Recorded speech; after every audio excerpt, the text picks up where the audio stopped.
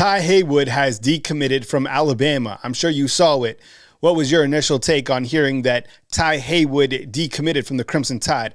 If you have been following this for a long time, you're not surprised to hear that he officially decommitted. This was going to happen. It was just a matter of time until when. I think there was some people out there that were hopeful that he would eventually sign with the Crimson Tide on signing day here coming up in February. But today he goes ahead and decommits from the Tide. It's not shocking news. It's really not.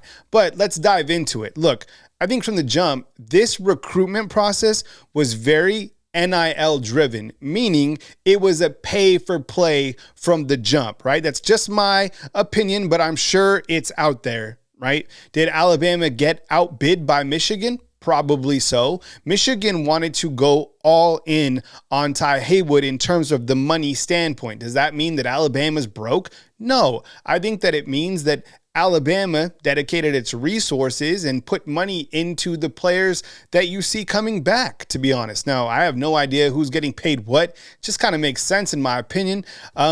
But I think that Michigan clearly is the favorite here. I think there's a couple other schools that might be considered to land the 5-star tackle.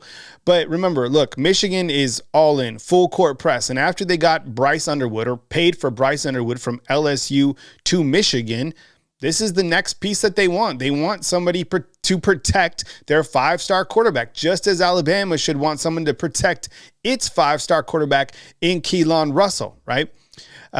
Look, I feel that if this is going to be a loss, yeah, I think it is a loss because now you lose the depth, right? Elijah Pritchett, who was a starter, and I know you're probably happy that he's leaving, but Miles McVay left as well. N'Keal Bentrade, he left as well. And then now you don't get Ty Haywood.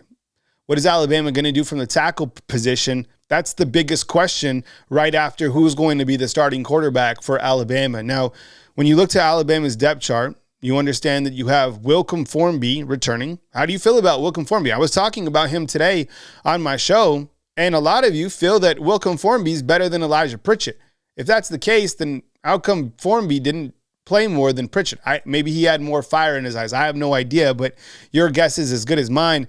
In terms of the tackle, I don't think Arquel Anugum from Ball State is ready to be the tackle just yet. So I feel that going forward, Alabama is going to be very aggressive to get a tackle. Maybe that tackle just isn't in the transfer portal. And remember, there's still this other transfer portal window after the spring season. So a lot could happen, but I feel that Alabama put its resources into a lot of players that are coming back. And, look to Ohio State. It helped them this past year. People say, well, they spent $20 million on buying players. That's not necessarily true. They spent their money on retaining their roster and adding some pivotal pieces. I think kind of what Alabama's doing, to be honest. So it's not a shocker. I think it is a loss, to be honest, because I do like his game. And look, here's some receipts on when he originally committed. This is from his Instagram account to show you that people were really excited about him being committed to the Alabama Crimson Tide. I even saw, some of the Alabama football coaches. But these guys go forward, and that's that. And we move on. So I appreciate you guys being here. Thanks for watching the video. Let me know what you think about Ty Haywood decommitting inside the comment box. And when do you think that Alabama will most importantly land another commitment that's a tackle?